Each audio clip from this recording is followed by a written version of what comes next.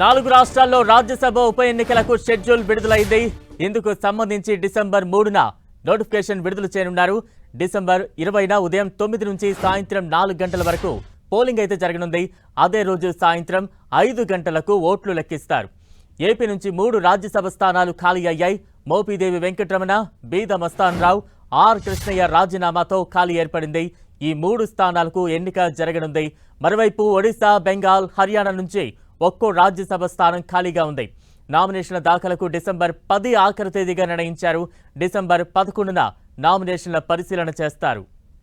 తాజా అప్డేట్స్ అందించేందుకు మా ఢిల్లీ ప్రతినిధి గోపి సిద్ధంగా ఉన్నారు. గోపి, బలరామ్, 4 రాష్ట్రాల్లో 6 రాజ్యసభ స్థానాలకు సంబంధించిన ఉప ఎన్నికల షెడ్యూల్ ని కేంద్ర ఎన్నికల సంఘం విడుదల చేయడం జరిగింది. ఈ 6 రాజ్యసభ స్థానాలు 4 రాష్ట్రాలకు సంబంధించి ఆంధ్రప్రదేశ్, ఒడిశా, వెస్ట్ బెంగాల్ అలాగే హర్యానా రాష్ట్రాల్లో 4 రాజ్యసభ స్థానాలకు సంబంధించిన సభ్యులు రాజీనామాలు చేయడం జరిగింది. ఇందులో ఏపీకి సంబంధించి మోపిదేవి వెంకటరమణ ఇటు ఆగస్టు 29వ తేదీన రాజీనామా చేశారు. అలాగే బీద మస్తాన్ రావు, ఆయన కూడా ఆగస్టు 29వ తేదీన రాజీనామా చేశారు. అలాగే ఆర్ కృష్ణయ్య ఇటు సెప్టెంబర్ 23వ తేదీన రాజీనామా చేయడం జరిగింది. వీరు ముగ్గురు కూడా వైఎస్ఆర్సీపీ నుంచి రాజ్యసభకి ప్రాతినిధ్యం వహిస్తున్నారు. సో ఈ 3 స్థానాలకు సంబంధించి ఇటు ఏకగ్రీవంగా కనుక రాజ్యసభ సభ్యుల ఎన్నికైతే ఎటువంటి ఎన్నిక ఉండదు. ఒకవేళ ఎన్నిక జరగాల్సి వస్తే కనుక దానికి సంబంధించిన నోటిఫికేషన్ అనేది డిసెంబర్ 3వ తేదీన వెలువడబోతోంది.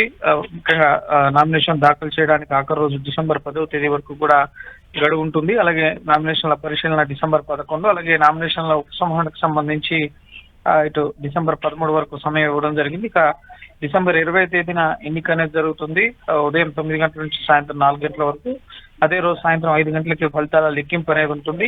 ప్రధానంగా ఏపీ విషయానికి వస్తే కనుక ఇటు ప్రస్తుతం ఎన్డీఏ కూటమి ప్రభుత్వం అధికారంలో ఉంది. సో వైఎస్ఆర్సీపీ నుంచి రాజ్యసభకు నామినేట్ అయ్యే పరిస్థితి లేదు కాబట్టి సో టీడీపీ, జనసేన, బీజేపీ ఈ 3 పార్టీల నుంచి ఏ పార్టీ నుంచి రాజ్యసభకి సభ్యుల్ని నామినేట్ చేస్తారు అనేది ఇప్పుడు ఉత్కంఠగా మారింది. టీడీపీ నుంచి ఒకరు, అలాగే జనసేన నుంచి ఒకరు, బీజేపీ నుంచి ఒకరు వస్తారా, లేక టీడీపీ నుంచి ఇద్దరికి, జనసేన నుంచి ఒకరికి అవకాశం కల్పిస్తారా అనేది మనం వేచి చూడాల్సి ఉంటుంది.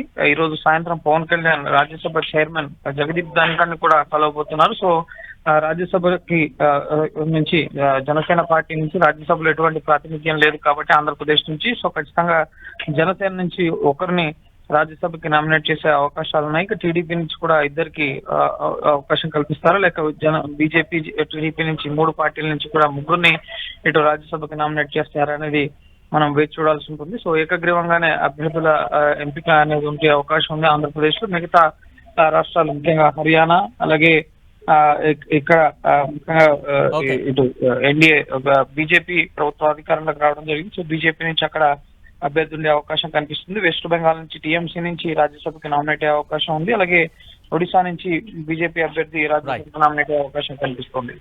Thank you Gopi.